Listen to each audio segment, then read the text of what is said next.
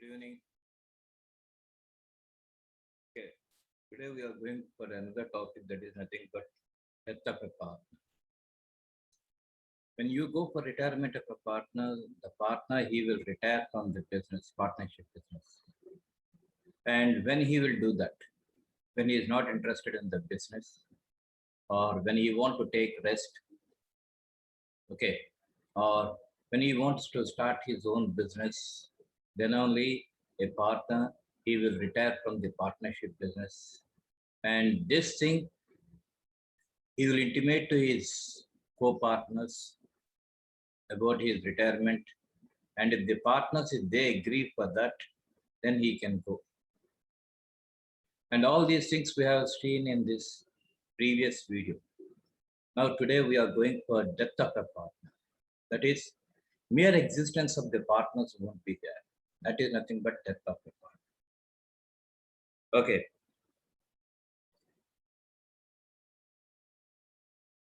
Whatever it may be the procedure that was adopted when you go for retirement of a partner, the same thing you will come across in death of a partner also. But thing is, in retirement of a partner, the partner's existence will be there. But when we go for death of a partner, the partner's existence, physical existence, won't be there. So that is the difference between retirement of a partner and death of a partner. Okay. Retirement can be anticipated and planned. Generally, the date of retirement coincides with the date of closing of the firm's books of accounts. The death may occur at any time during the course of the trading period. In the event of death of a partner, the legal representatives of the deceased partner will be entitled to receive from the firm the amount due on account of the following. Okay. When you go for retirement of a partner, the existing partners or the continuing partners, what they will do is, if the financial position, if it is good, they'll pay the retiring partner his share of the amount due, taking into account the capital, the interest on capital, and profits, share in the reserves, all these things. Okay, they will take and they will hand over that to the retiring partner. If the financial position is good, suppose if the financial position is not good, then they will inform to the retiring partner that we are going to transfer the amount to your loan account and we are going to pay the amount in installments. For that, we are going to pay you some interest amount. Like that, they will come to an agreement with the retiring partner. And when the retiring partner, when he agrees for that, then the existing partners or the continuing partners, they'll transfer the amount due to the retiring partner to his loan account. And in an installment system, they will pay the interest, they'll pay the amount along with interest. So whenever the last installment was paid, thereby the total amount due to the retiring partner will go to the retiring partner. Okay.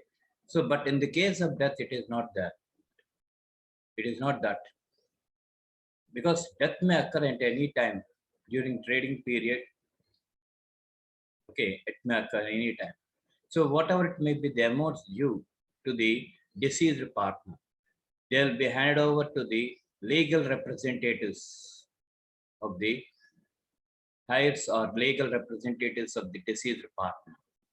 And what are the items that are included in this amount, that is deceased partner's amount? First one is capital amount, capital account as per the last balance sheet, interest on capital, share in the goodwill of the firm, share in the accumulated reserves and undistributed profits, share in revaluation of assets and liabilities, share in the profits of the firm from the last balance sheet to the date of his death, share in joint life policy, amount due to the deceased. The amount due to the deceased partner is reduced by drawings, interest on drawings, if any, and share in undistributed losses, if any. These are all the things that are to be included, okay, when you come across any death of a partner. The executors of the deceased partner entitled to share and are entitled to the share of profit earned by the firm from the date of last balance sheet to the date of death. The basis for this ascertainment of the share of deceased partner is generally laid down in the partnership deed. The basis for calculation of such share will be given in the problem on the basis of which it has to be calculated. The total amount due to the deceased partner is transferred to his executor's account. The entry is deceased partner's capital account at to executors of deceased partner account. This is the journal entry that they will pass. And after passing this entry, they'll pay the amount to the deceased partners, executors, or legal representatives. Okay, the amount payable may be paid immediately or by installment. In the absence of any agreement, if payment is made in installments, it will carry interest at the rate of 6% per annum. So when you go for installment system, when you are supposed to pay, when the existing partners or when the continuing partners, when they have to pay their amount due to the deceased partner in installments, there, if there is no agreement, between the continuing partners and the deceased partner in the articles of partnership or in the partnership deed, 6% interest must be paid per annum. 6% interest per annum must be paid as interest on the amount due to the deceased partner when they are going for installment system.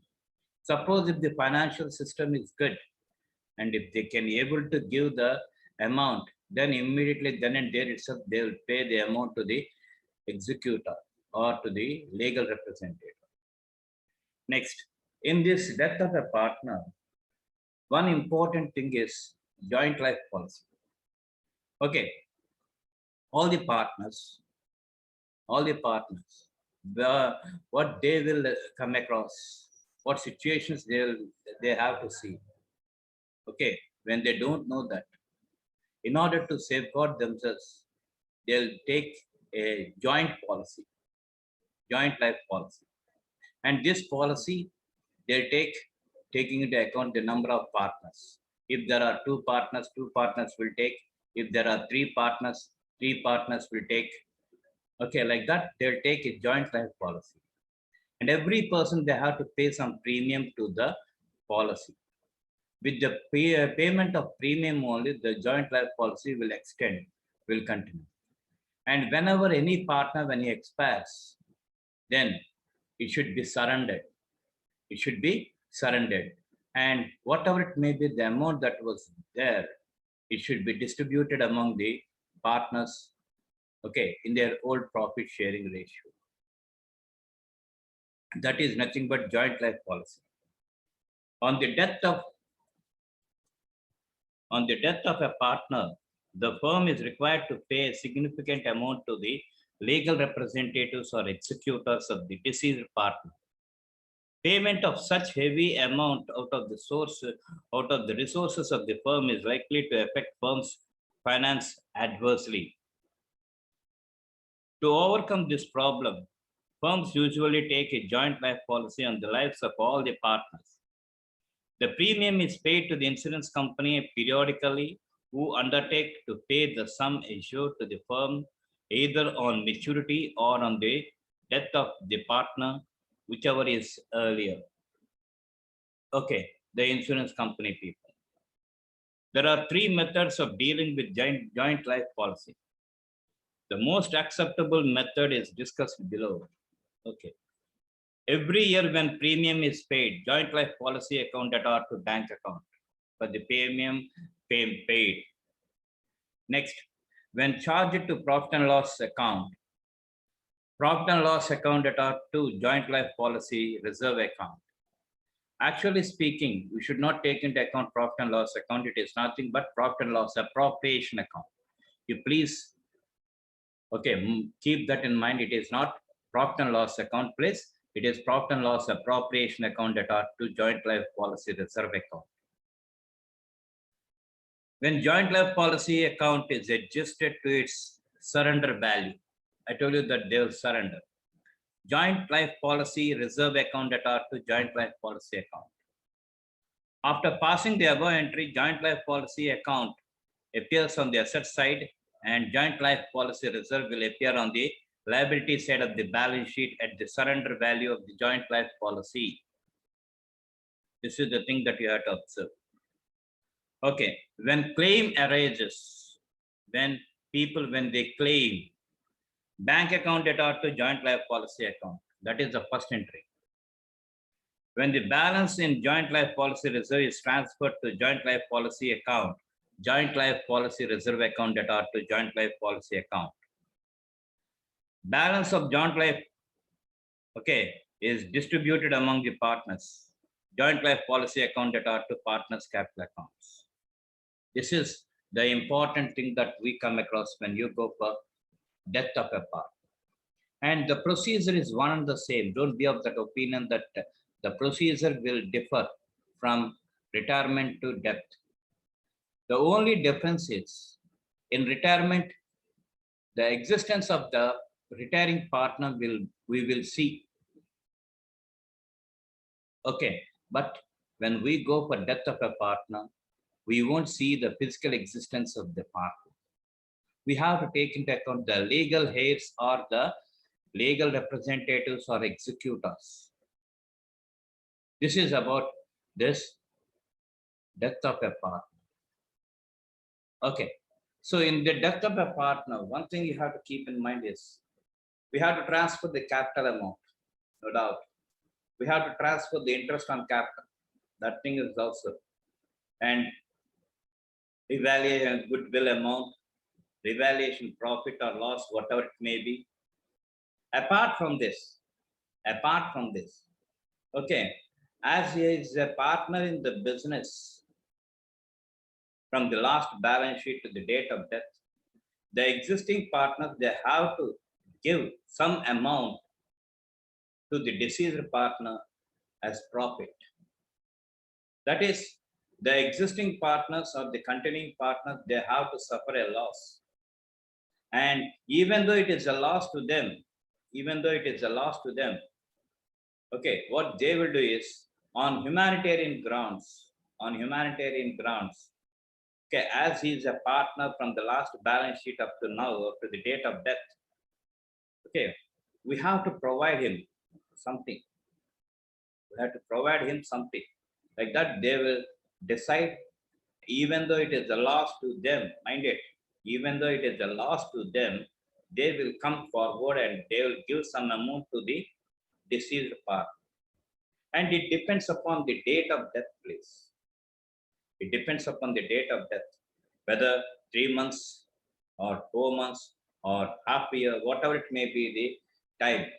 Depending upon the time period, they will give some amount to the deceased partner. And this deceased partner's total amount, that is, we have to prepare the capital account of the deceased partner, and whatever it may be the balance that is left over, whatever it may be the balance that we come across, it must be transferred to the deceased partner's executor's account. Deceased partner's executor's account. Here, as I told you earlier, that joint life policy is very, very important. Okay, as they don't know what is going to happen in what time, all the partners, they will take a joint life policy and they will pay the premium to the insurance company. And in the insurance company people, okay, they have to repay the amount at the maturity date or at the date of death of a partner. Okay, whichever is earlier. Suppose 3 persons, for example, A, B, C partners, they have taken a joint life policy and each person they have to pay 10,000 rupees. Okay, yearly. And they have taken a life policy for a span of 5 years.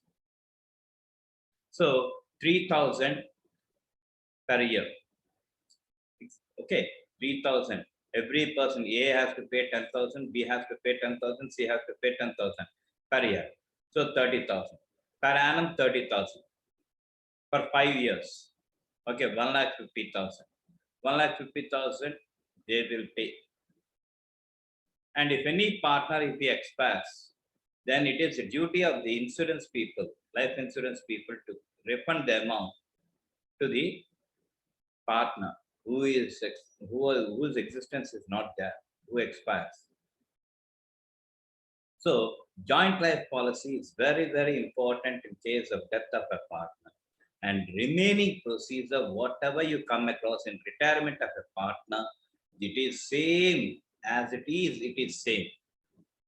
All the shares, all the amounts are to be shared among the partners in their old profit sharing ratio only. This is about death of a partner. And after death of a partner, we are going for a beautiful topic that is nothing but dissolution of partnership. There is a lot of difference between dissolution of a business and dissolution of a firm. Dissolution of business means whenever a business, when it is formed and when it is continuously getting losses for a span of some years, then the partners, they will dissolve the business. They will close the business. That is dissolution of business. Dissolution of firm is entirely different. So what is this difference? One thing I'm going to tell you is, when you take a partnership firm, when you come across only one partner, we'll call that person as partner. When you come across more than one, more than two, okay, not more than one, more than two, say for example 7 members or 8 members, when you come across, collectively we'll call that people, we'll call those people as partnership firm. So don't get confused with partnership business and partnership firm. Partnership business is entirely the business only, but whereas partnership firm is nothing but collective name of all the partners. Collectively, we will call all the partners as partnership firm. Okay, when partnership firm dissolves, okay, we won't give much importance for dissolution of a business. We'll give much importance for dissolution of a partnership firm. When you come across partnership business, so many people, they are having the doubt that, sir, whether we'll come across any types of partnership businesses. Yes, we'll come across. There will be 2 types of partnership businesses. At will partnership businesses, at will partnership type of businesses. What is that? At will, at the willingness of the partners. At the willingness of partners, the business will run. And general partnership. Okay, one way is limited partnership business and unlimited partnership business. That is also there. That classification also. Some people, they'll classify in this way, and some people, they'll classify in that way. So we cannot say that these two things are wrong. Either this thing is correct, either that thing is also correct. Okay, when you go for limited partnership business, in limited partnership business, everything is limited. Everything, the cap right from the beginning to ending, everything is limited. That is in a conducive manner. We can say that in one way, it is nothing but a conducive manner of doing a partnership business. Everything is limited. We should not go beyond 1 lakh rupees liability, and the assets must be in this manner. Like that, everything right from beginning to ending, they'll keep limitations. And that type of business, we'll call that thing as limited partnership business. And unlimited partnership business, the word itself, it tells us that it is unlimited. That it is unlimited.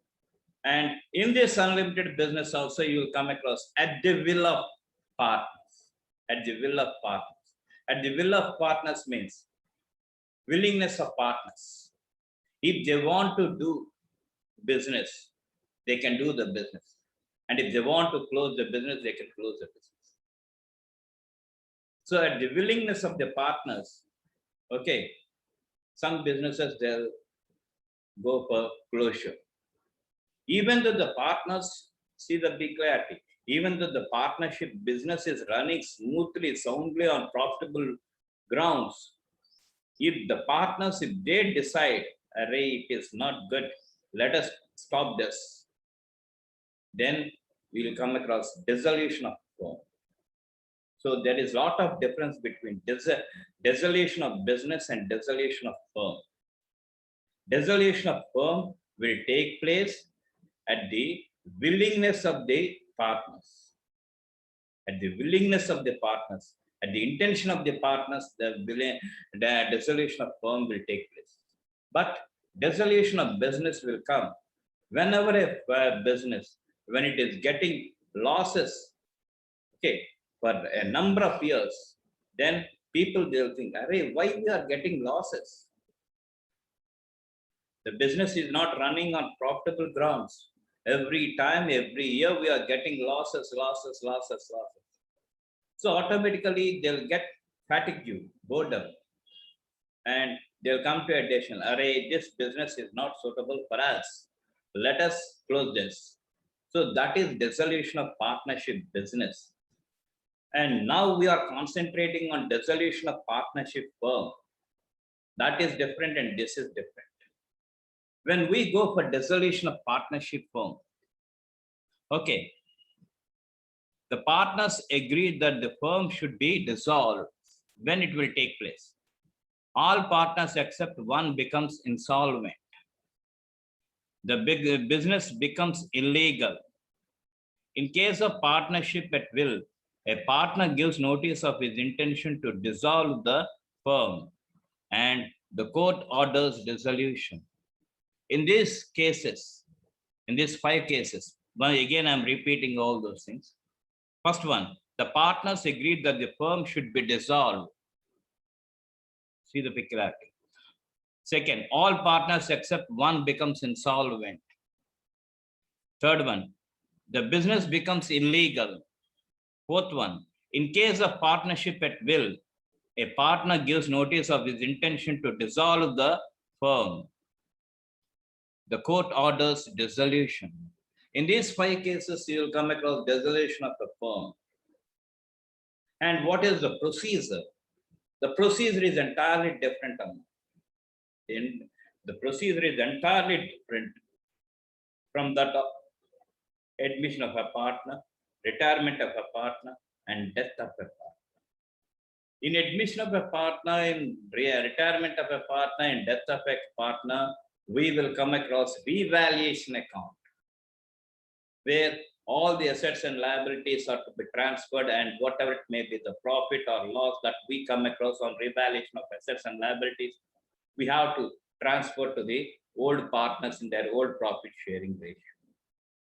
That is the thing that you will come across in admission of a partner, retirement of a partner, and death of a partner. But in dissolution of partnership firm, you will come across a separate account known as realization account. So what is this realization account? All the assets will be realized in the open market.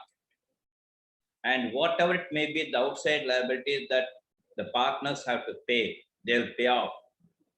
And whatever it may be, the remaining, they will distribute among themselves. And they'll take back their capitals.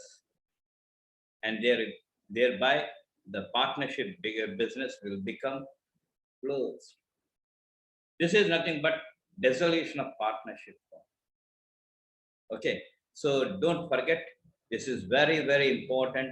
And in the next video class, we'll discuss in detail about dissolution of partnership. Thank you. Until then, have a nice day.